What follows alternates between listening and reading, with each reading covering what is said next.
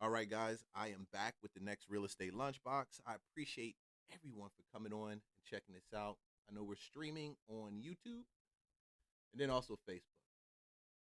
And big story today. I'm sure you clicked because of this thumbnail. The Prince, former Prince. You know, I've never been somebody that's been so locked into politics when it comes to the royal family.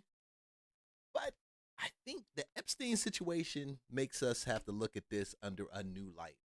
Now, hold on for a second. You guys know that I do my own curation for the show, so I need to make sure that you guys over at Facebook and YouTube can actually hear me because Facebook's been acting kind of crazy. And I think YouTube sometimes acts non-existent, but Facebook has been crazy. YouTube's been a little bit winky, wonky, off balance. But we're gonna get into this in just 1 second. And if you can hear me, just go ahead and click Yo Lee. I can hear you. I don't quite want to hear you, but I do hear you, and that's cool. We can rock with that. You know. And let's go over here. Boom. So we hear it. All right, cool. Royal family. Andrew, Prince Andrew. You know, I always like to start these streams out with something that's non-related, something that's super funny as heck. So I'm going to throw this in the Living in Atlanta series because Atlanta has a real different type of atmosphere when it comes to cars that are parked in the wrong places. Long story short, man, they will boot the heck out of you in Atlanta. What you not a nigga? What you is? A white boy? 75 to get the boots off, sir. Said what? It's gonna be 75 to get the boots off. You put a boot on already? Yeah, 2 on. You know I had to double it. Damn, my boy, why you put the boot on? Cause she didn't pay the part, bro. She didn't. She just sat down. That don't got you got to do it before you leave the property. Read the sign. You talking about sitting down? here. What does that mean to me? I can't find the fuck to give. I really can't. Okay, my boy. So if you want to do it right now, give me a pay machine. We accept everything but American Express. Hey, this is real talk. If you think about coming to Atlanta, you're going to hang out in the city, you better make sure you park in the right spot. No lie. Nigga, I'm the boot man. I boot cars. I'm sorry, brother, but you are in the book of Negroes. What you not a nigga? What you is? A white boy? I'm not a nigga. I'm What a black you is? man or my African man. A nigga? I'm not a nigga. All right, I'm nigga. not a nigga. All right, nigga. Right, bro. Afro brother. All right, nigga, shut up, bro. Brother, you not no type of brother. Really, nigga? Nigga, I'm a nigga, boy. I don't give a fuck. I'm telling you, doing all that talking, bro. Is you gonna pay, bro, or? I am gonna pay for it. All right, bet, let's do it. Let's do it. $75, my boy. I know it ain't nothing, right? Double Yo, these dudes they will boot you in a heartbeat, bro. They will digit dollars, bro. Double digit dollars. Fuck the principal, bro. Sat down. Fuck principal. You a nigga. Yeah, you ain't gonna be nothing like, bro. You gonna be doing this shit all your life. You want to bet money? I don't. Actually, I don't give a fuck about that. We can bet money. Let's bet $75. I just know you ain't. You ain't no millionaire material, nigga. You think you are? I know I am. Bro, you got a ponytail, dog. You talk about millionaire material. Nigga, you like gay club material, dog. Come on. Y'all niggas are gay. Yo, crazy.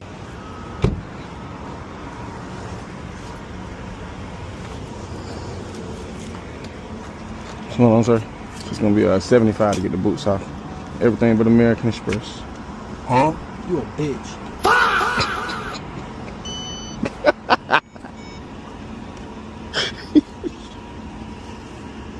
You never did that tough in your life, have you, bro? How about the toughest move you done made, dog? I'm gonna get this out, little buddy. Get in your car, man, and do something. My man wrong for that. Yo, bro, you wrong for that.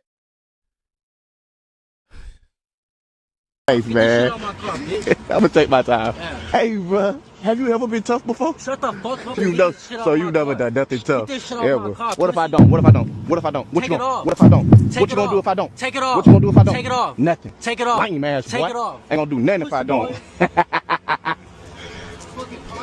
Ain't gonna do nothing if I don't. I'm gonna go take her payment, then I'm gonna come back and get yours off. Homeboy mean too, and he just ball off with it. Yo, I'm telling you, you guys this booting in Atlanta, this stuff need to stop. Y'all, wow. Now we gotta take little bro boots off. Little boy said, take them off, pussy. But it's some trailer trash, man. Grade A, Trey, Laura, trash. Oh shit. Here we go again. And now you know if you damage them boots, it's an extra 100. They don't even look like you got it on you, buddy. So you might not want to do that one.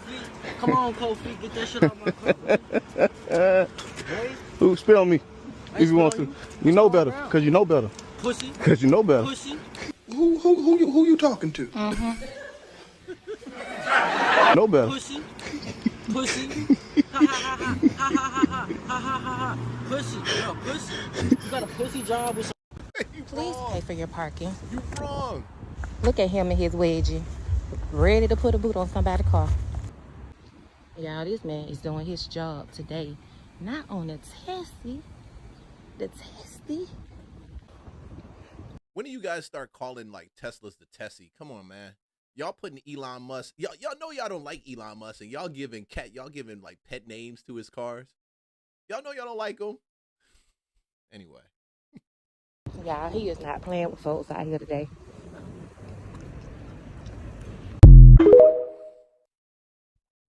Wrong for that. They'll get you. In Atlanta, two masked women are trying to shake up the booting industry one call at a time. The identity of the boot girls remains hidden for their safety, but they've become social media stars, and state lawmakers are following their lead. Georgia state senators and an Atlanta city official are now trying to ban the act of booting, saying it's predatory and at times causing unnecessary violence. But booting companies say they only practice it where the city ordinance allows. So you're booting. Remember, if a boot guy walks up to you, it's more than likely he probably has some type of video camera, like some type of body cam on him, or even his phone, because he's going to record that whole thing. Because I've seen some of you guys trip out on a boot guy, and you wrong. Oh, no. Like, you're out of place. Come on. And some of you boot guys, y'all out here, like, making this thing go crazy, like, taunting them, like in the last video. You know, that's why shit get violent sometimes. Hi, how you doing? Good, how are you? You got cash or cash back? Okay, yeah. Trying to get like that, you know. When our mask is on, we're superheroes. When our mask is off, we're regular people living our regular life. We just take off the boots. Yep, all day, every day.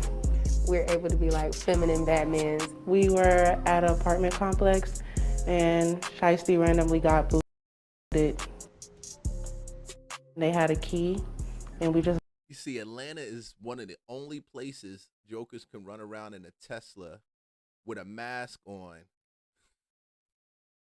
When I say Atlanta's not a real place, I'm not lying. I'm not lying. When you visit Atlanta, you better be prepared. Bought it from them and started our own. Oh, they got a boot. A day in life is like we usually wake up at like 8 a.m. to our phone blowing up. Oh, theirs is hard to put in there. There we go. And it's full of boots. And it can last till like, what, 3 a.m.? It's going up to 40 a day. So we don't really have to do the whole week. You know, we got different vehicles, but we chose the Batmobile today for y'all. So play some tunes. Yeah, they got to keep switching out those vehicles, yo.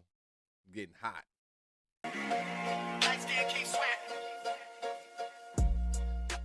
This is a bad industry. It's wrong on all levels, and our job as lawmakers is to address that and protect our citizens. I haven't had one person complain about the boot girls at this point. They've been nothing but raving fans. However, I'm sure if we had the booting companies here, they would say something different. You think? You think? No, you gotta have either a physical card or a cash app. You got cash up? Yes. Why did you put the boot on my car? It's private property. I'm not the one that got you. It's private property, so they answered your own question.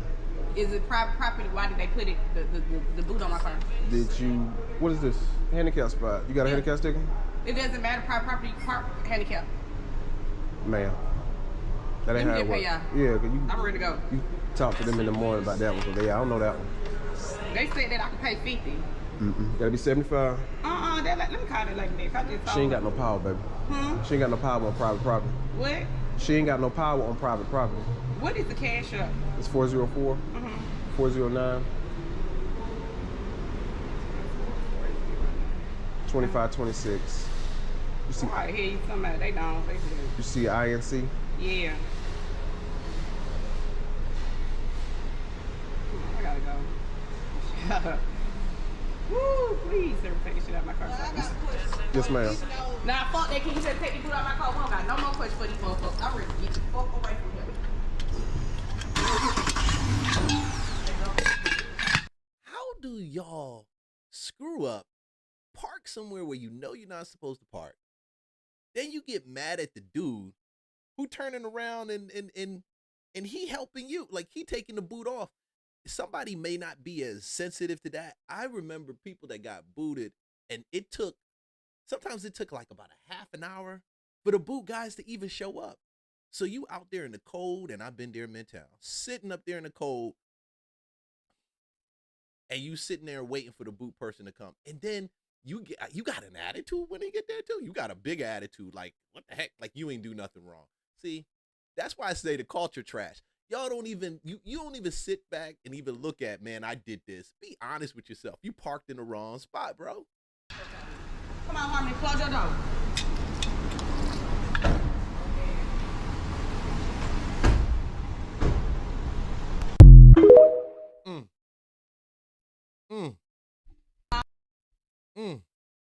Listen, you come to Atlanta, you get booted.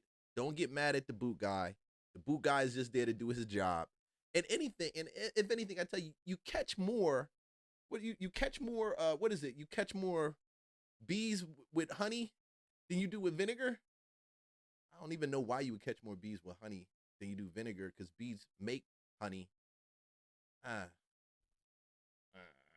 Anyway, never understood that saying. Leave a comment below if you ever been booted in Atlanta. I just wanted to get this started with something that was just bananas. We're going to move on to this. First, we can't talk about the former Prince Andrew. And normally I wouldn't even cover anything that happens in the UK. Honestly, probably most American people don't even care about this stuff. Y'all probably like, man, that's Prince Andrew. The fact is that Prince Andrew and Epstein they have too many videos of themselves and pictures of themselves together. Now, Candace Owens was telling us about this. Nobody wanted to listen. So let's start with what Candace Owens had to say. Then we're going to run off and we're going to see what the Prince is doing right now in his jail cell. What else is going on? I will say we should probably discuss Jeffrey Epstein. Are you still talking about Jeffrey Epstein? Yeah, we are. I'm sorry, Trumpy Bear, we are. I'm so sorry, but we have to. Now, you might recall that Virginia Giuffre was the victim who really came out. She has since passed away, but she came out and was naming names and was kind of the one that kind of broke the story in a really big way as one of the victims. And as a part of her story, you can see this photo that we're showing. She alleged that she was forced to have sex with the Duke of York, being Prince Andrew, in London, in New York, in the U.S. Virgin Islands when she was just 17 years old. And she named the homes that she was required to do that in. And she spoke about how Ghislaine Maxwell was central to that. She was very explicit in describing Andrew. She talked about how he was sweating and how he liked to dance. And so I guess attempting to do the right thing here, the BBC sat down with Andrew, Prince Andrew, and they unpacked her allegations. They asked him, is this true? And in case you forgot, this is how Prince Andrew decided to respond to those allegations. Take a listen. So you're absolutely sure that you're at home on the 10th of March. Yeah. She was very specific about that night. She described dancing with you and you profusely sweating, and that she went on to have bath, possibly. There's a slight problem with the sweating because I have a peculiar medical condition, which is that I don't sweat, or I didn't sweat at the time, and that was actually, yeah. This is a joker said he didn't sweat at the time, so that means he sweats now, but at that time his sweat glands were non-existent. That's really weird. I've never seen that before. Like, your sweat glands just changed, I guess, miraculously since you were messing with her. Your story ain't holding it up. I didn't sweat at the time because I had suffered what I would describe as an overdose of adrenaline in the Falklands War when I was shot at, and I simply it was almost impossible for me to sweat, and it's only because I have done a number of things in the recent past that I'm starting to be able to do that again. So I'm afraid to say that there's a medical condition that says that I didn't do it, so therefore. It's just unbelievable. You just can't make that up.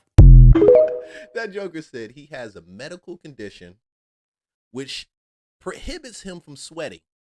So he couldn't have done it. But I guess the UK government, definitely King Charles, they think and they feel differently because they just arrested the prince. And I'm going to tell you the way I felt about this when this story dropped, and I haven't been covering Epstein, largely because he's a slime bucket. And I really feel every time you cover Epstein and you talk about all these people, like even when they're talking about the prince right now, it's really just it's just re-victimizing the victims. They don't, and I got a chance to listen to some of these victim stories. And dude, I'm telling you, it's crazy. They were pimping hard and they were just pimping them to get them positions as models, as actors. And the craziest part about it, some of the girls knew it, and that's all they could do was conform to it. So, but I don't think they arrested him for big pimping.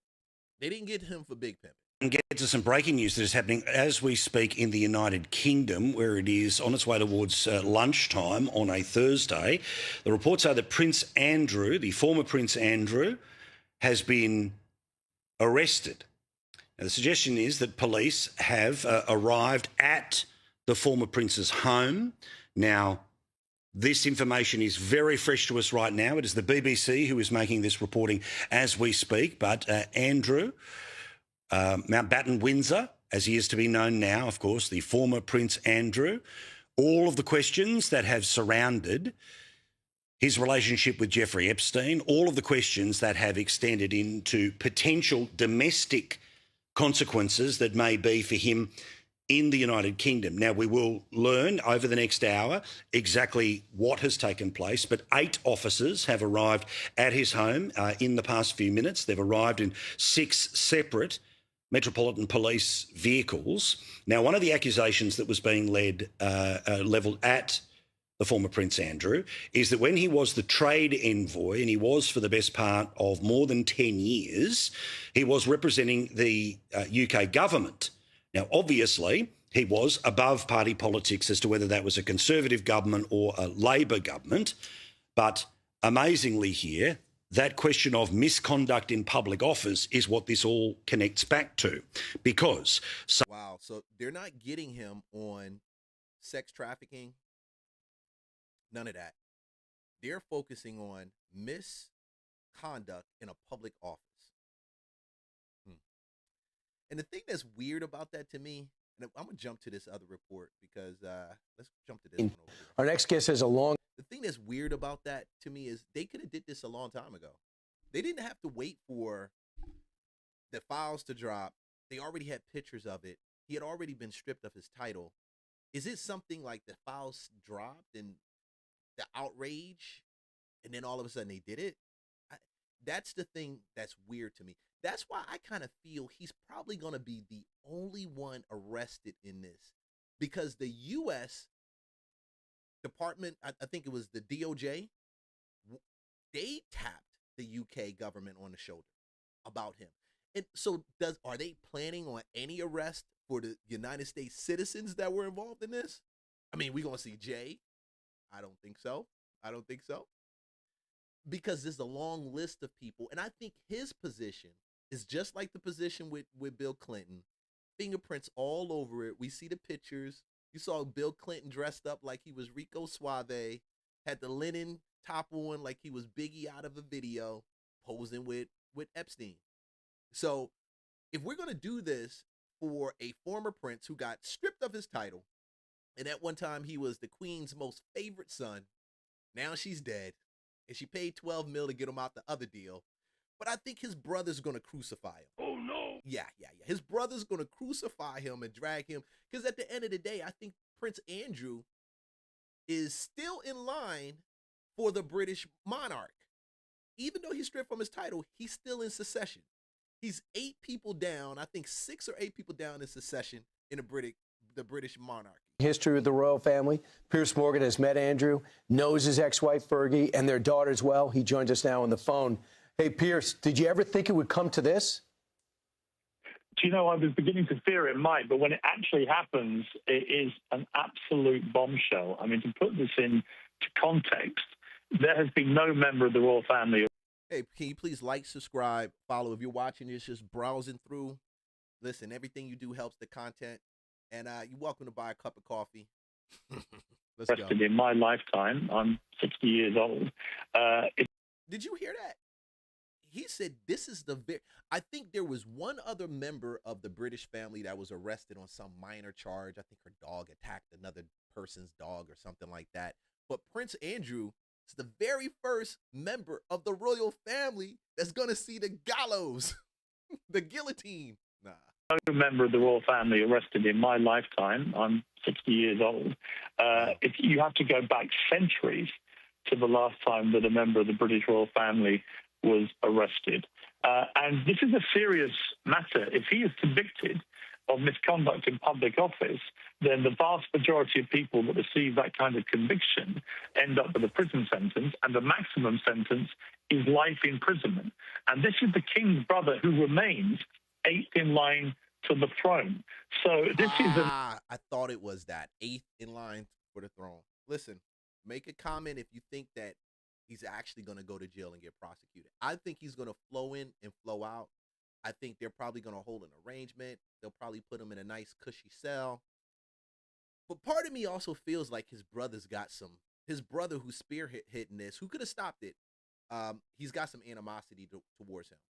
But big picture, if his brother stepped in the way like his mama did, then of course the people are going to revolt. You're going to hear it all over British news, UK, over to the US. The prince got away, the ex-prince got away with practically rape.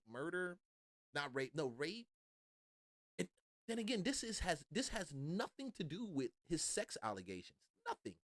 All of this has to do with some misconduct in position. Like I say, an absolute bombshell, not completely surprising, because I think the tone of the King's statement last week clearly opened the door for the police to make a move. So Piers, just to be clear for us that don't understand, even though his royal titles were taken away, even though he was kicked out of the palace, and all the estate, he's not receiving a salary from the government, from the people anymore, he still remains in the line of succession? Yeah, I know it sounds preposterous, but that is the current state of play. Now, I think it's very fanciful that he would ever accede to the throne under any circumstances, and I think increasingly that is going to be ruled out anyway by the sequence of events. But I think it's important to clarify here that the arrest is not in connection with anything to do with the sex scandal involving Epstein. This is very specifically about his behavior when he was a trade envoy, which is a government appointment. He was acting on behalf of the country for about a decade, in which he traveled around the world as a kind of business envoy for the country. And during that period, we now know from leaks from the Epstein files, he was giving Epstein, remember, a convicted pedophile, he was giving him the information he was getting, top secret information, as a trade envoy. I mean, this is treacherous, treasonous behavior by a man who is the brother of the king of this country now. So these are very serious allegations. And of course, once there's a police investigation, they've been raiding all of his homes now. They'll be taking all his devices, everything they can find that may relate to this. But that might also, of course, uncover more information, more evidence about the other incredibly serious allegations against Andrew, which is that he, of course, committed sex crimes involving Virginia Giuffre and possibly. So what they're going to use is, I see it now. So they're going to use this situation, and this is what I suspect is going to happen. they're going to use this situation to open it up and say, okay, this guy that you were giving information, because it was his responsibility to basically do business for the crown. So his responsibility was to find deals, close deals, and partner the crown with potential buyers, potential investors, potential people that would bring companies that would bring in money to the UK, okay, and work with the crown in doing it to build and expand, of course, their financial settings. Now, I had to look at, I said, the royal family has in assets, I think they're somewhere around 88 billion in assets, 19 to 20 billion in real estate assets.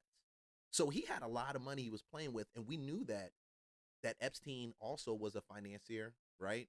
He was cutting deals all around the globe with people. So it kind of made sense that Andrew in his loony self had some type of dealings with him, backdoor dealings for cash. Now, I personally feel that Epstein was blackmailing him. I do. I think Epstein was blackmailing him. That's my personal opinion. The others. You're saying he's charged with misconduct in public office. You're saying that carries a maximum sentence of life imprisonment. I mean, what kind of top secret info is he sharing with Jeffrey Epstein? And how serious is this? Why would he share secrets about the government with Jeffrey Epstein? This is a statement, Pierce, and I want to get your reaction from the King that we just read earlier, but now that we have you on, I've learned with the deepest concern and news about Andrew Mountbatten Windsor, and suspicion of misconduct in public office. What now follows is the full, fair, and proper process by which this issue is investigated in the appropriate manner and by the appropriate authorities. In this, as I have said before, they have our full and wholehearted support and cooperation. Let me state clearly, the law must take its course. As this process continues, it would not be right for me to comment further on this matter. Meanwhile, my family and I will continue in our duty and service to you all. What do you make of that statement? He's calling his brother by his full name. Right. Yeah, it's just astounding. I mean, this is somebody who was Prince Andrew, who was the Queen's favoured son, it was reported constantly.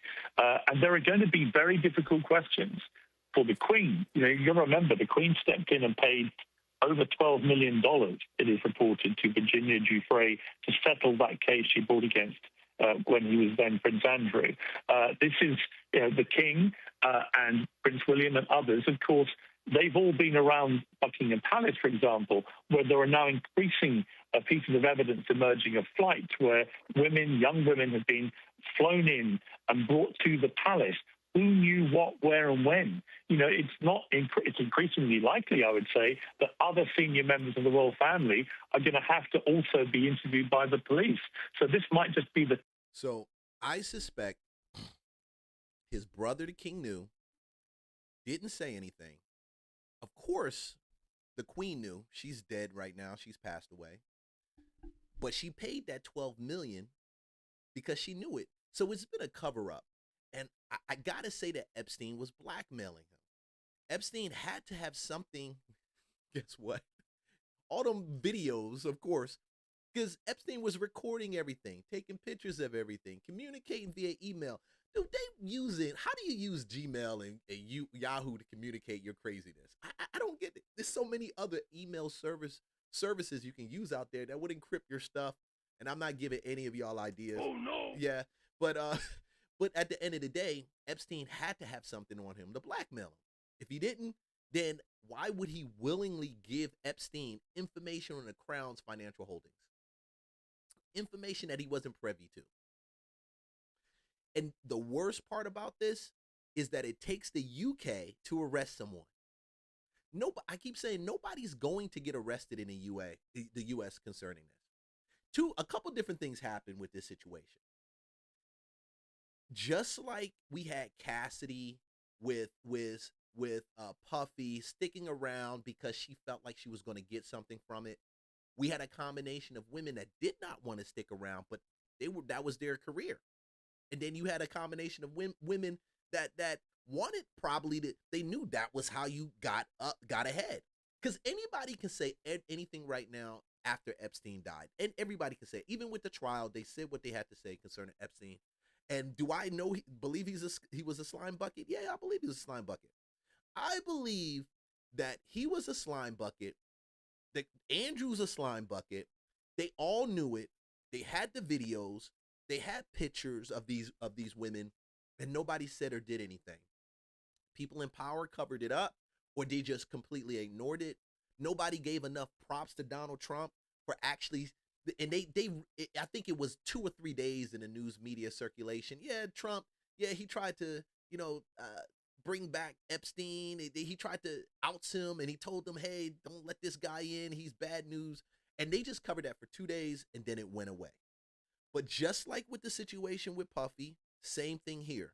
You got guys with money, you got guys with power, and you got women that need to progress in their career. They went out to be, actors, models, and these guys know that, and they take advantage of it. See, that's how the manipulation works. If your desire to actually do something exceeds, or you're ready to at any cost to do it, this is what happens. This is how they get you with frats. Yeah, I know you guys don't want to hear it. It's the same thing. That's how they get you with frats. Your desire to be a member of that fraternity or that organization, no matter what the name is, you plug in a name, call it whatever you want. I'm not going to point any specific one out. There's a bunch of videos out here calling you guys out already. The desire to be a part of that organization is what will make you do anything and everything. And we can't discount that, regardless of the victim, of what the victims went through. We can't ignore that. But at the same time, we can't ignore people like this who actually preyed on that ambition. They paid on that ambition, because who doesn't really, let's be for real, who doesn't really have ambition to be successful? Who doesn't? And in some cases, we're taught in this world to be successful. You got to go through whatever you got to go through. Push through it. Everybody just push through it. Just do it. Anything and everything to get those letters, to join that organization, be a part of that company, achieve that goal. Then you have predators like this who prey on stuff like that, and they will constantly prey on it.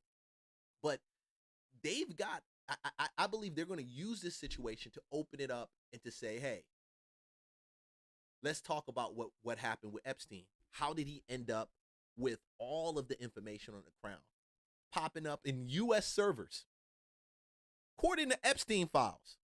Insane. Tipping point of a gigantic scandal, which represents, I would argue, an existential threat to the monarchy itself. It is that serious. Wow. So, Pierce, let's talk about the government. We know about Ambassador Mandelson out. He's linked in the Epstein files. We know the chief of staff that recommended him to Starmer. He's out. He said it was my fault. I recommended him. So the chief of staff, the ambassador is out. The UK is actually cleaning shop way more than any American, or more than the DOJ has done, more than any type of cancel culture has done in America concerning the Epstein file. And I got to applaud the UK, because it takes a lot to actually arrest a member, even a king, to arrest a member of the royal family, when they could have swept that thing underneath the rug. Now, I'm not saying that he's going to be tried and found guilty. Not saying that, but the point, even putting it out there. But now I kind of feel in this situation with all the evidence, once he's tried, he should be found guilty, because we know it and is out there. He knows it at the same time. Quit. Is Starmer going to stay in office? The prime minister? Is he basically hanging on by a thread? Yeah, I think he's a political dead man walking. And it's all centered around what happened with Lord Mandelson. And the short version of that scandal is that Mandelson, who had twice previously lost government jobs, was brought back by Keir Starmer last year to become the UK ambassador to the United States. And it was revealed last week in the Prime Minister's Questions, the weekly public debate you see in the House of Commons between the Prime Minister and the opposition leader. Keir Starmer admitted that before he made that appointment, he had been told that Mandelson had maintained an ongoing friendship and relationship with Epstein post his conviction and post the timeline that he had always said was the timeline, which, like with Andrew, they both pretended that they dropped Epstein after the conviction. They didn't. And we know that from the leaks from the Epstein files. So I think Starmer is in serious trouble. I would be astonished if he is still Prime Minister in 2 to 3 months. We have the local elections in May. It's very likely that Labour will get an absolute shellacking then, and I think that will be the tipping point for Starmer. So we're seeing some extraordinary things happening in this country. The King's brother arrested, the British Prime Minister very likely to be unseated because of his connection to the Epstein scandal and appointing Mandelson. Mandelson himself, remember, it's now been shown from evidence in these files, was also, when he was the business secretary to a senior member of the British government, he was also giving highly sensitive, classified business information to Epstein. Now, remember, Epstein was a financier. So was he taking this information from Lord Mandelson, a member of the British government at the time, and from Andrew when he was Prince Andrew, a senior member of the royal family? Was he taking the information that they were both giving him, which was top secret, and they're using it to make a ton of money? That will be I'm sure, the paper trail that the police, both here and probably the FBI and other authorities in America, will now be pursuing. So just like, and to me, this is just like one of those things with the Capone case. They don't necessarily got to get you on the crime of sex trafficking or having those relationships or raping or any of those things. They can get you with a financial crime and then turn around and flip that into, hold on, you were with Epstein? Oh, what was y'all doing on the island? Hold on, who are these ladies? Name some of them. Within the scope of that charge, they'll open it up as much as possible. And people they're not really saying it, but I applaud the UK. I applaud them for actually bringing somebody and holding somebody's feet to the fire and making them answer for some of these atrocities, some of these crazy things that these guys were doing simply because they had money, simply because they had access, and that's it. Mammon will make you do the most craziest things. It will make you manipulate people, lie to people, cheat people, and do all those things because you got to have it. And he came from one of those families that they got access to all of this. When you see those movies about those guys in those positions as kings and princes, and they manipulate situations to get what they're looking for, this is exactly it. I'm going to keep up with this. Listen, this is developing. The story just dropped. But on the heels of this, the Americans that are actually in the Epstein files, nobody's talking about them. Nobody's holding their feet to the fire. The DOJ had all of this information. Nobody dropped it. Nobody pursued any criminal allegations. And again, I keep saying the victims are the ones that are being re-victimized in this. And it's not about these guys. It's not about whose names is in there. It's really about the victims and what they went through. And their story needs to be told even over and over again. The trafficking, the sex, the trickery. Now, curious, what does Whoopi have to say about this? Joining me now is writer and comic Michael Loftus. Michael, let's start with Whoopi Goldberg. She's denied having any involvement with Jeffrey Epstein after her name appeared in the files. Here she is on The View with her side of the story. In the name of transparency, can you put up my name is in the files. It says, Whoopi needs a plane to get to Monaco. John Lennon's charity, it should say Julian Lennon's charity, is paying for it. People are trying to turn me into, I wasn't his girlfriend. I wasn't his friend. You were too old for him. I was not only too old, but it was at a time, where this is just not, you used to have facts. Hold on. Didn't she spend, how many times have Whoopi Goldberg been talking about Trump with the Epstein file? His name's in the file. Now your name's in the file. Whoopi, and you don't even want to admit it. You don't want to accept it. Your name's in the file. You got a reason why. Trump can't have a reason, but you can have a reason. And this is why I say this is ludicrous and is loony. This is loony. Or you said stuff. But Trump. Michael, what's your reaction to that? Interesting that to support a charity, she needs a private jet to Monaco. I mean, I would have thought you'd just jump on a plane, pay for your own airfares, but put that to one side. What's your reaction to that?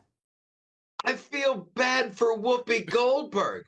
This is so cringy. She could have like bought a ticket. She could have hired a jet. There's service. She wanted to be close with Jeffrey Epstein. She wanted in. This was her excuse to ask him for a favor. And she doesn't say his response. He just wrote back 2 words.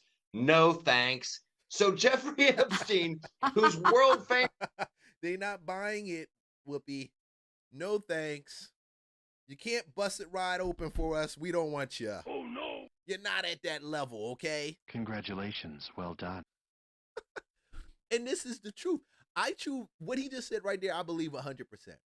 I believe if she could get in, they would have let her in.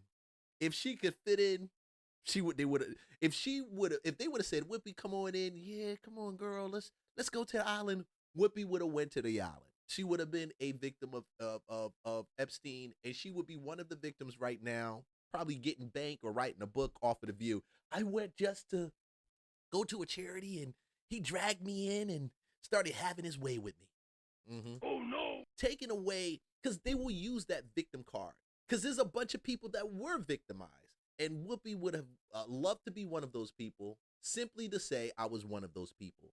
And ignore those people those women that actually went through it, and they really deserve to have not just their stories told, but to have justice on their behalf. Now, some people don't see it that way. That's my take on it. You can stay with it however you want. But Whoopi, you can't outrun this. Your name is on the list. We know you were there. And I like to do this simply because I just hate The View. I just hate The View. I just think they're cornballs over there. They always talk like chatty little women, always talking about stuff that they don't have any knowledge about. They don't take the time to learn about. They bend and take stories in a direction that they just make it up. That's why the audience viewership is dropping, is plummeting, because nobody want to hear that. You just got a bunch of women who stay home during the day, and they don't have no other time but to sit back and listen to that. And that's what you got right there. You know, that's what you got. And she needs to step up. She needs to step up and say, hold it. I couldn't get in because they didn't really want me. That's really what she should say. For like, oh, he likes women, he likes the ladies, he likes to party, and Whoopi Goldberg is like, hey, want to hang out? And he's like, no, thanks. Oh, Jeffrey Epstein turned her down. She's going to be going to therapy for years to get over that. And I think that's what we're seeing, the trauma on The View, because Epstein turned her down. Oh, jeez. Man, I tell you, these clout chasing at its highest level, they try to act like they don't clout chase, but they clout chase crazy. If her name was in there, we would have a book release. People be talking about it. She would have traveled and had a whole bunch of exposés on this happened and that happened, blah, blah, blah. Don't think that that's not true. It is true. 100% true. So Trump shows up. For some of you guys, I don't know if you got a chance to see it, Black History Month at the White House. This video caught my eye. I watched the whole thing. I thought it was phenomenal. It was so many different clips I could pull off from there, and I probably will pull a couple other clips. But of course, this is one of the biggest clips circling around. But Grandmom had to get up there and yell at everybody and let everybody know they need to stop messing with Trump. And I don't think Grandma was wrong at all. Grandma put her foot in it. One thing I like about him, he keeps it real just like Grandma. I appreciate that because I can trust him because he tells exactly how he feels and what he thinks. Thank God for this president. I am filled, my cup runneth over. Because he allowed his constituents, his people to come to my house to interview me, to talk about the murder of my grandson. It seemed like nobody cared. I'm an advocate for murder. I marched, I rallied, I pulled out other families in the District of Columbia that had murders and did not have answers. Ooh. We marched and we rallied, and nobody heard me, Democrats. Get mad at me. Until this Republican sent his constituents, his people out there to interview me in my home. Have you ever heard of a thing? Then they invited me twice before Congress to testify for the beautiful bill that's going to change crime in the district. If you kill somebody, okay, you take a life, you do life. Just that simple. If you do a hush cry. I never understood why why they were so against this, about this reform that Trump was bringing. I didn't get it. You got so many families just like hers who lost people, but politics as usual says, yeah, we use your name, we put you in that position. And even some people, I believe some of y'all still out there believe that Trump, oh, he's just using this is a political play. I don't think it is. I think Trump actually cares. You can do two things can be true at the same time. I tell people, you can chew gum and walk at the same time. Two things can be true. Trump could invite someone down there for the political clout and still care about what's taking place. Meaning we're going to highlight this situation, and I still care what happened concerning that situation, because nobody needs to just die and get killed in DC and the murder's not even solved. Nobody talks about it. The police don't do any follow-up about it. There's a lot of families out here that go through that. I'm glad he highlighted it, especially on Black History Month, gave her a chance to actually speak. Let her say what she got to say. You do hush time. Just that simple. And then we need National Guard, and which we did years ago. He brought it on. I love him. I don't want to hear nothing you got to say about that racist stuff. And don't be looking at me on the news hating on me because I'm standing up for somebody that deserves to be standing up for. Get off the man's back. Let him do his job. He's doing the right thing. Back up off of him. And Grandma said it.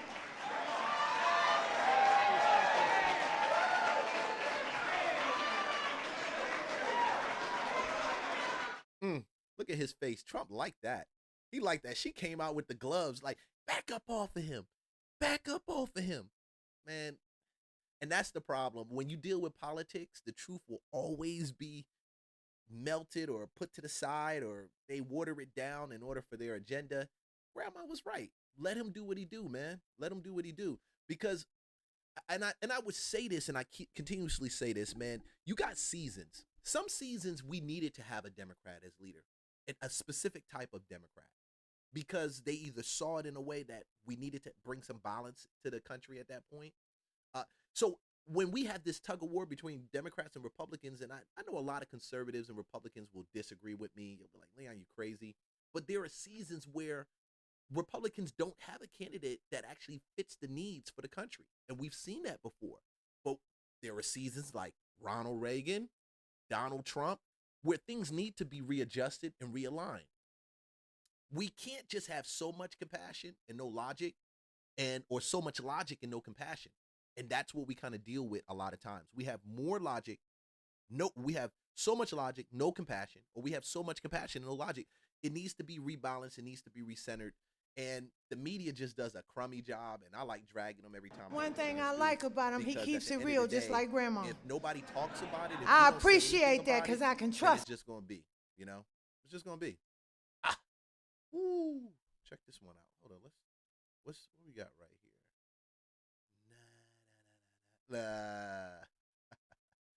I'm gonna do this last one, then I'm gonna hop off.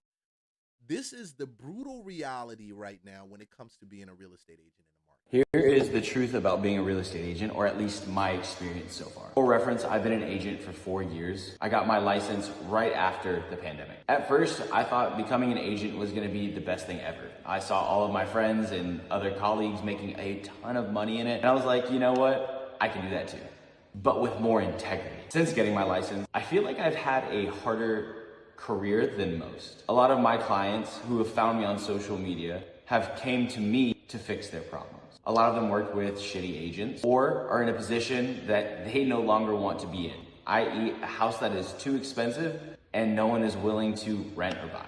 I've definitely earned my stripes in 4 years. I want to help people, but sometimes helping people means being the bad guy in their story. But to those who are newer agents getting into the industry, realize a lot of your clients are in a shitty position.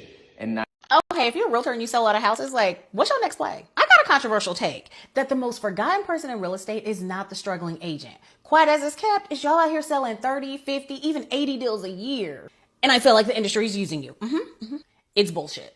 Because what do you even mean? You out here selling 50 houses a year. You don't need any training. You don't need motivation. You don't need anybody to teach you how to fill out a contract. You're just getting up every day, banging out your lead gen, working your sphere, closing deals. And what does your brokerage do? Focus on mega teams, mega agents, and the newbies that don't know shit. Mm-hmm.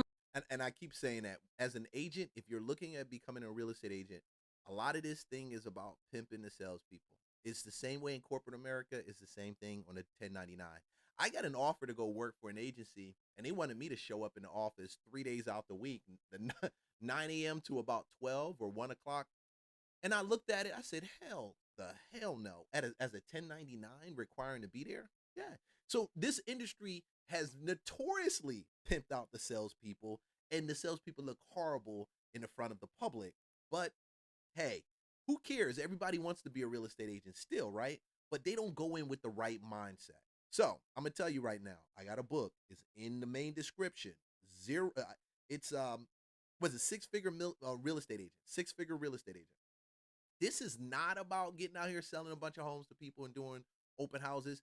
This is just my advice, giving you a cool blueprint for you to become an investor-focused agent, simply because I believe as the market shifts and it changes, investor-focused agents are going to be the one helping them do multiple offers, secure multifamily properties. And guess what? If you position it right, that 3% commission goes out the door, because you don't need 3% commission to make a bunch of money as a real estate agent. You really don't. You really need to just be in a place where you control the deals.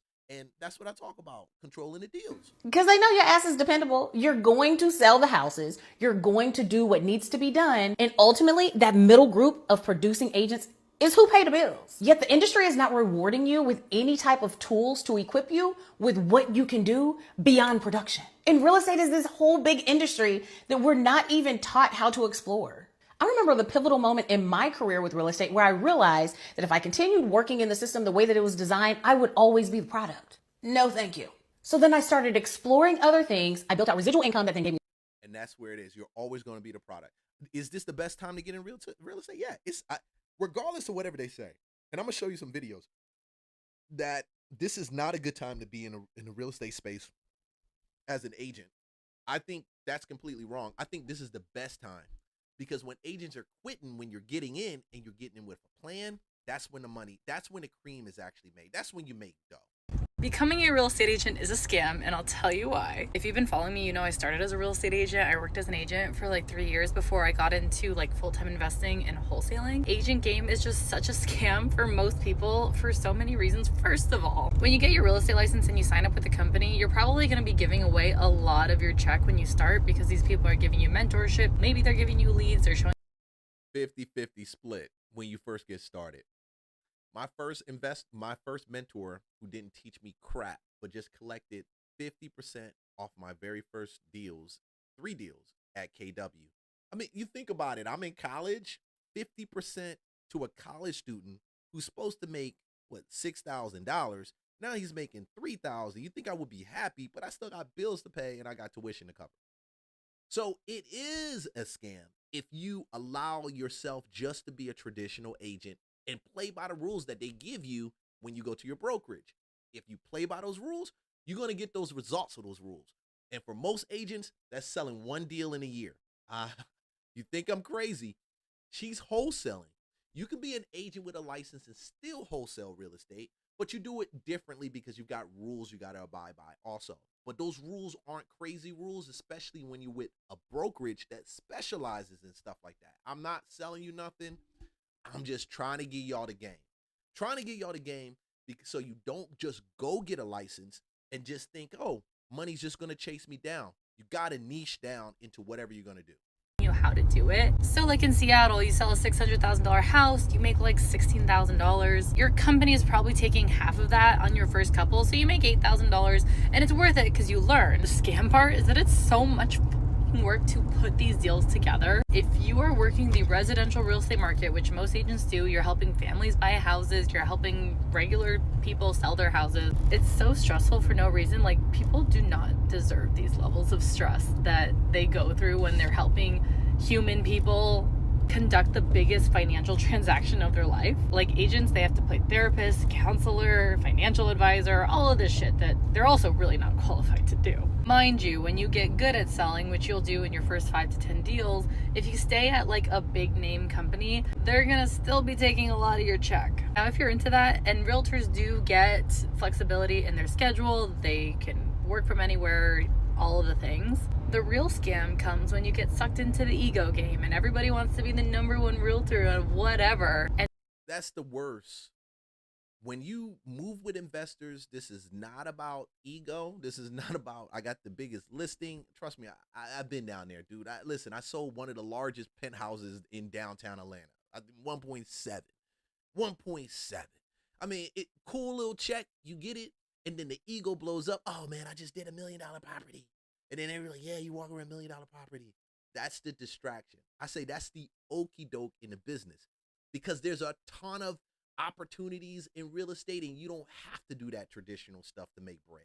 it only matters how many houses you sell, not how much you actually make in commission that you can reinvest into property and build your future with. It becomes about creating $1 million business and your volume and blah, blah, blah. This is the mindset the big companies prey on so that they can keep taking your money. Not to mention, as an agent, you are capped at making 2 to 3% commission of the sale price, which is generally pretty good. But let me just say, and I'm not trying to sell you, I'm just trying to tell you that on my first wholesale transaction, I made $80,000 on a $400K house. That's like 20%. And wholesaling is still selling houses. And she's not off with that at all. My wholesale deals they make my regular traditional deals feel like pulling nails. Wholesale deals are so easy as an agent. It is the terrible traditional business. I hate doing traditional business because I learned how to actually structure deals and work specifically with real estate investors. No emotion, is all based on the numbers. And I feel like women just do a great job because, and then people, they can say whatever you want to, female realtors, female agents that know how to actually structure a wholesale deal. I've seen them make so much bank, so much bread. But nobody tells that. And that's the okie doke. To me, that's one reason why I stream some of this stuff. You look at the description, you'll see there's a book right there. It'll show you how to start working with investors and how to get your license. Because if you do not turn around and focus and niche down into something that will actually make money for you, you're going to be one of these agents out here, or one of these people that are trying to get into real estate out here. You're trying, and it's just draining you. It's just pulling money out of your pocket. And to give you perspective, first couple wholesale deals, not even first two wholesale deals, I think I spent less than an hour on it and made two $2,000 checks. Literally. And they don't tell you about this. This is not for them. You're not supposed to succeed more than the brokerage. The brokerage is supposed to succeed and you're behind. It's just supposed to just take whatever they give you. You're just finding the sellers off the market and you're connecting them directly to a ready, willing, and able buyer and investor. You have to get the numbers right so that you can make money. But if you're gonna go spend time and effort learning how to become a real estate agent and make 2% of commission, you might as well learn the investing game in your market, learn what the investors want to buy, go find that thing for them because they got the money ready to go. That's so much more controllable, predictable, and scalable than a retail agent business. There's so much I would have done differently when I first became a realtor.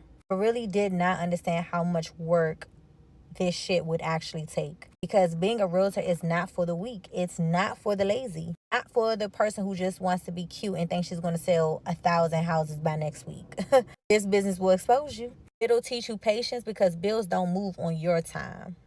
Teach you discipline because nobody's going to come and save you. It'll teach you consistency because motivation runs out way before results show up. You will learn quick that nobody's going to make any calls for you. Nobody's going to follow up for you. Nobody's going to build your brand for you.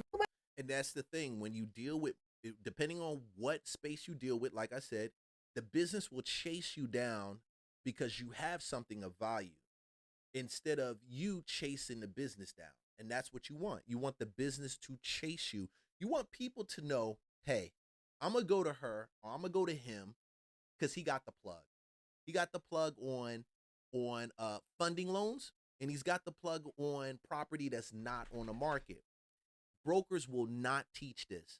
They can't teach it. If they teach it to people, honestly, they probably wouldn't even have any agents that's there. And it took me I got licensed in 2006, right? My salesperson license 2006.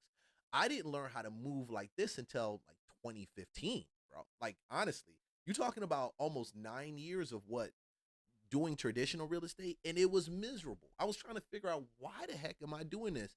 Nobody told me that there's a whole off-market business with real estate, commercial off-market investing business with real estate, and most agents don't know about it, so they never get a chance to increase it. And honestly, if I had to do it again, I would make sure I come in on that side, learn everything I got to learn. I'll probably drop the license after that, because you really don't need a ton, but the license does give you access to some systems that can help you with the wholesaling side. It's going to save your month if you didn't work the first 3 weeks. You have to learn how to get up and go, even when you don't feel like it. You learn to work without an applause. You learn to keep showing up when the money is quiet. And you learn people. You learn personality. You learn who's serious and who's just talking. You learn who wastes his time. You learn who's emotional. You learn who's scared. You learn who says they're absolutely ready just to find out they're absolutely not. You learn how people think, how they move, how they lie to themselves, how they like to avoid decisions, how they blame everybody else but themselves. Here's what I think most people wish they knew before becoming a realtor. This is a sales business first, not houses, sales. Number 1. Number 2, your license does not make you money. Your habits do. Number 3, you will be uncomfortable a lot because that is part of the job. Number 4, consistency beats talent every time. Number 5, most people quit right before their business takes off. Number 6, you need systems. You cannot just be out here just vibing. Number 7, your mindset will make or break your income. Number 8, you're running a business, so you are not clocking in. Number 9, no one owes you clients. You earn them. Number 10, the work you don't see is what creates the results people envy.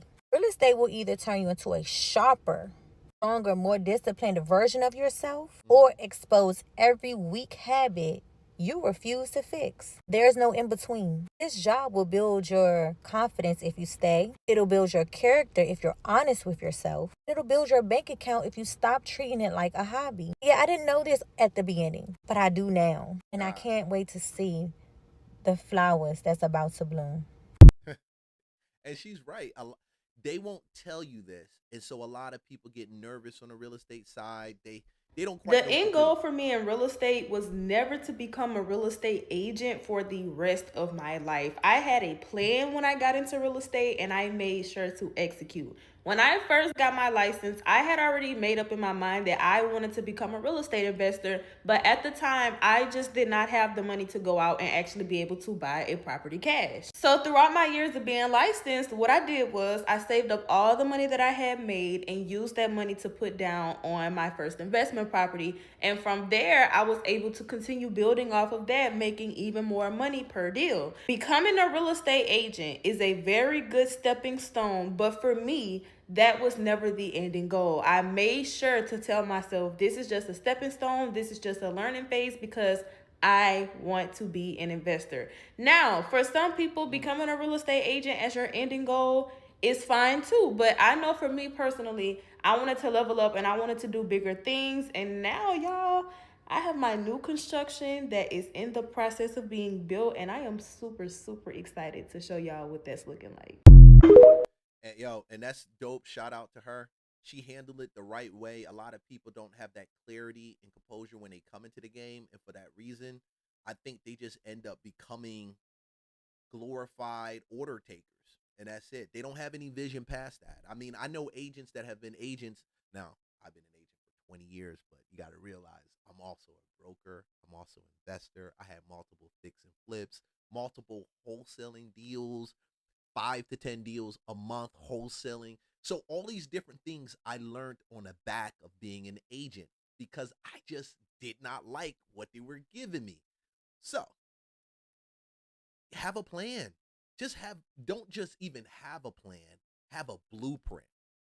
And that's why I made the blueprint is in the description so people can go way past what I've ever done in the business. It's so funny because I posted a video yesterday celebrating my 3-month anniversary of quitting my full-time job to pursue real estate full-time, and today I had a job interview. Like, this is hard, and I never want to portray something that I'm not on the internet. I am going through it, okay, in this journey. I have little money. I am trying my best to stay afloat with these bills and trying to do my very best to get business, but this is not easy. And honestly, I feel like maybe this wasn't a smart move. Like, you know, sometimes you get a vision from God, but was it meant to be executed right away? I don't know. Okay. I'm trying not to be confused or So I'm gonna give a little bit of shout out to this content creator for being so transparent with it. And even with me, like, God told me to get my real estate license. I was just at the kitchen table, going to school at State and finishing up my degree and figuring what I'm going to do next, and working at a full-time job and serving in a ministry at the same time, helping the youth and all of that. And I'm sitting at the table, God says, go get your real estate license. I believe a lot of people get that unction or that feeling, that desire to go do it, but after they get it, it's like, what do I do next? For me, the thing I think I should have done, which I didn't do till later on, was really to say, okay, God, I'm here. What do you want me to do? What do you want me to see? And when you plug in like that and you lock in, then I believe that's when I started to see things like, hey, wholesaling, investing in real estate, things like that. So it gave me a better understanding of the market. So one other thing I'm going to do, and we've got some video already lined up. These are deals that we already have looked at and we walked, and the numbers are there. I'm going to go through some of those deals, play it so you can see what the properties look like, what we're talking about. But I'm not going to do it full, because that's not really what Real Estate Lunchbox, this channel, was designed for. It's going to be in the Patreon. I'll touch on it so you can see the deal. And if you join the Patreon, you'll learn how to evaluate some of these deals, okay? You join the community, you learn how to evaluate some of these deals. But more importantly, I tell people, just grab the blueprint so you can at least put the elements in place and know I'm going in and I'm working as an investor-focused agent, because you learn how to actually invest in real estate working with investors that do really good. And you also learn how to turn around and to critique the ones that, not critique, but learn from the ones that you would not be able to get a course and really learn from it, because it's practical, it's right there, it's every day, and you're seeing them actually do it. The first time I saw an investor do a creative real estate deal, a subject to deal, it changed the way I did it. But I didn't go and pay a bunch of money for these courses to do it. I just got my license and I just said, hey, I'm just going to attract investors that want to buy, and I'm going to find the deals for those investors to actually buy from me. And that was it. And a lot of agents don't get this. The broker is not your friend. The broker doesn't care about you. You're only as good as the last sale. So if you're going to do this to put a bag in your pocket, in your pocket, especially when we know right now that people are jumping out. When people jump out, that's when you jump in. When the blood is in the water, that's when you jump into the water, because it's something there for you to make. And that's my message. I preach it all the time. When people ask me about it, all of that, you get in when it's bad. You don't get in when it's good. And I did that. I did that in 2006, 2007. I got in when it was terrible. I didn't even know it was that terrible, okay? And I had friends buying houses, $5K, because I didn't know what I was doing, didn't have a mission or even a plan. I found out down the line, dude, you got that for $5K? Why the heck didn't you tell me? Oh, no. Be double-minded, but sometimes I just wonder, did I make the right decision? Yeah. And it's just not for everybody. That's the fact. Real estate isn't for everybody, especially when the market is going crazy, because right about now they're looking at real estate agents as expendable. So you gotta separate yourself from everybody that's out there. Yeah. We've got a new report, and it finds there are 30% more realtors than there are homes for sale. Mitch Rochelle joining us now. Not a good time to be a realtor, right, Mitch? Absolutely not. And I think So you see that message? Not a good time to be a realtor. 30% more realtors than there are homes, and they're not lying. They're not off on that. And the realtors who have the deals, who have the listings that are out there doing some things, these are the people that they're niche down into specific things, and they have systems and tools put in place to help them scale against the mom and pop that just wakes up one day without a plan, without a blueprint, without any idea of what they're actually going to do. And it can be like frustrating, because I know I've been there. the reason for that, and that's largely the listing agents versus the number of homes that are on the market. There's 1.3 million listing agents and 1 million homes on the market. And the reason for that is sellers' expectations, and we've talked about this before, of what they're. So deals per an agent, 100, 300 deals, number of agents, 2480. 2% of those agents are less than 0.2% are actually eaten. Deals per an agent. Wow. So you have 923 agents that aren't doing any deals, zero. Got not 193 agents, 1 to 4. You got 193 agents that are doing 1 to 4 deals probably that year in 2025. Okay. Wow. So the agents doing 10 to 19 deals are about 5,100, and they make up about 4% of the transactions. 4% of the agents are actually doing that, right? 50 to 99 deals. Woo! When these guys are doing 50 to 99 deals, they have small micro teams, probably a person that works with them, an admin person that does some of their admin stuff on the back end. But they definitely have some type of system that's going. Probably one other agent, a buyer's agent or a seller's agent. And like I said, the day of the traditional agent is completely done. And people aren't listening. Some people still want to get in, and they flop around and try to figure this thing out. But this is it. House's worst is still considerably higher than what the market can bear. If you lower the price, there will be a buyer at a lower price. It's a very efficient market, but there's a sort of baked in inefficiency because realtors will take listings way above where the market is, and sellers have a false expectation of what they can get, and those houses never sell. Now they trying to tell you. Now they blame it on the agent. Now they tell you take, and I've seen agents do that before. They'll just turn around and just take the property and say, yeah, we can sell it for that. And we'll take that, and then it's priced 10%, 15%, sometimes 20% more than what it should be on the market. And then the seller comes to you, why hasn't it sold? And you're like, oh, it will sell. And then they get mad at agents, and they don't like realtors no more because somebody just said yes to them. I hate that model. It is a stupid model. Do not get out here and do that model. Choose your niche, go into it in investing, focus on that. You'll learn how to be a better investor. You'll see them fail, you can learn from it, and you'll make a bunch of money and build your own portfolio and do your own thing on the side. And then it changes your skill set. Real estate school did not teach me how to flip. Real estate school did not teach me how to wholesale. It didn't do that. It just put me in a position to be able to learn, but I still had to go out and do my own education. Maybe one day the realtor business will come back into a boom time, but it ain't just yet, is it?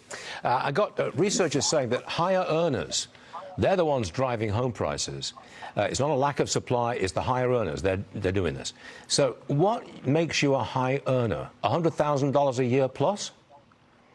I don't think $100,000 a year, unfortunately, these days makes you a high earner, and I don't think $100,000 a year, for joint income can get that $409,000 house price.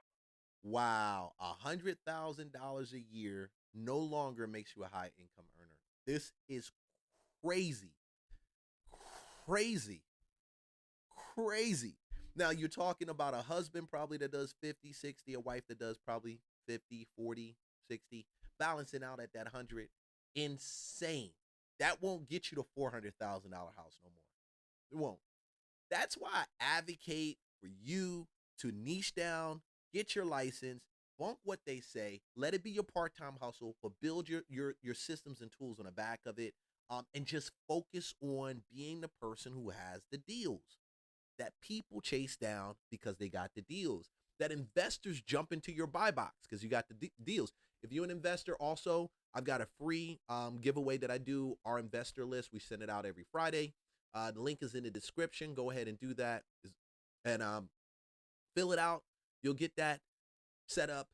Systems, AI sends it to you.